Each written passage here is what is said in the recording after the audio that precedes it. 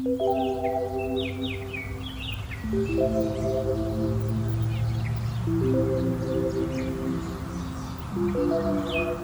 sommes arrivés ici en 1999, en décembre 1999.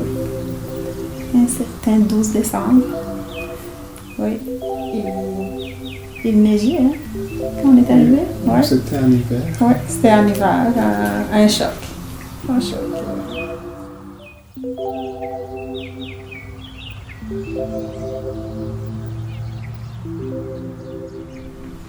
Okay. Moi, je m'appelle Rosine.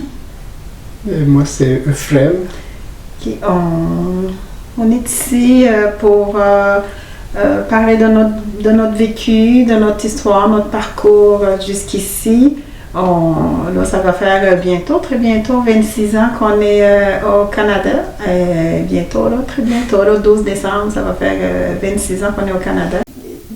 Pour une courte historique, c'est ça. Nous sommes nés tous les deux au Burundi. Moi, de mon côté, quand on est arrivé ici, on est arrivé directement de la Tanzanie. Ça faisait presque 6 ans qu'on était en Tanzanie, moi avec ma famille, mes parents, mes frères et sœurs.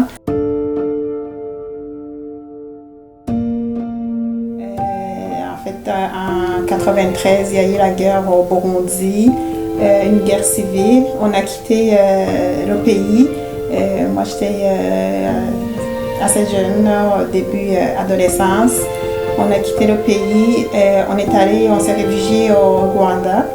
Au Rwanda, 6 mois plus tard, il y a eu la guerre au Rwanda qu'on connaît, qui a éclaté. On a quitté le Rwanda, puis on est parti, puis on s'est réfugié en Tanzanie, mes parents, mes frères et sœurs. On est resté là à peu près 6 ans, puis là, à partir de la Tanzanie, il y a eu le processus d'immigration. On est arrivé ici, effectivement, en plein hiver. On avait étudié en géographie, qu'il faisait froid ici au Canada, qu'il neigeait. On est arrivé ici, puis on a vu un tapis de neige blanc, puis nous, on ne savait pas trop c'était quoi, même si on l'avait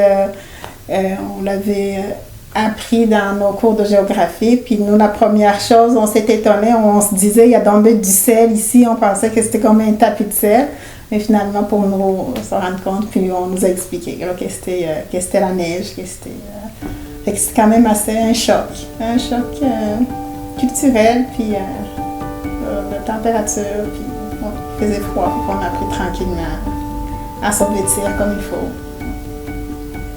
Là, ça fait 25 ans qu'on est mariés, mais quand on est arrivé ici, on était les deux célibataires. Puis dans le fond, le Canada recherche des immigrants comme des employeurs, si vous voulez.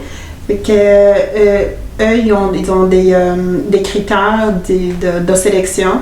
Fait que c'est ça, ils sont venus dans les camps de réfugiés pour chercher des futurs employeurs ici au Canada. Toute la vie qu'on a vécue là-bas, on n'a pas vécu en guerre tout le temps. Et je me souviens du Burundi comme un beau pays, un pays où on avait du plaisir, un pays où on avait des opportunités d'apprendre.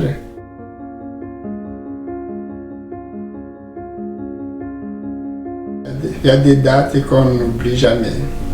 Puis là, c'est en pleine nuit, on a su que le président qui était fraîchement élu, le premier président élu démocratiquement, on a su qu'il a été assassiné. C'était un président qui était aimé de presque tout le pays. Puis on avait comme beaucoup d'espoir à l'avenir de notre pays. Puis là, rendu au camp de réfugiés, fait que tout s'arrête. Au début, on n'allait même pas à l'école, fait qu'il n'y avait plus... Ça, tu arrêtes de rêver. Puis tu vis dans l'espoir, mais tu arrêtes de rêver. Dans mon cas, mes parents sont arrivés tout de suite dans les démarches de se trouver un emploi pour justement une vie meilleure. C'était comme genre, on veut travailler. Puis là, nous, on s'est inscrits, on est arrivé un 12 décembre, fait qu'il y avait les vacances de Noël. Puis dès janvier, après les vacances de Noël, on a fait les démarches, on s'est inscrits à l'école. Puis on était hyper motivés. Là. Quand on arrive ici, on arrive avec une dette parce que tout ce processus-là d'immigration, l'Immigration Canada va payer pour ce processus-là, les entrevues, puis quand on va passer les examens médicaux, fait que les déplacements, puis tout ça, fait que nous, on arrive ici, on a une dette, fait qu'il faut qu'on rembourse cette dette-là.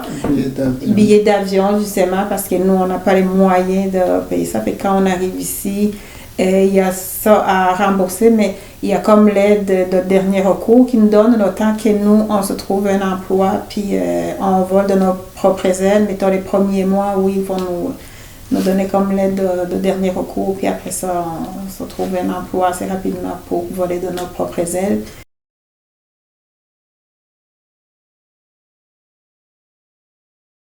C'est mon premier roman intitulé L'enfant qui rêvait d'aller à l'école. C'est une histoire fictive, mais quand même qui est inspirée de certains faits réels. Il y en a des fois des parents, des familles qui ne réussissent pas à envoyer leurs enfants à l'école par manque de moyens. Ça parle aussi de la guerre.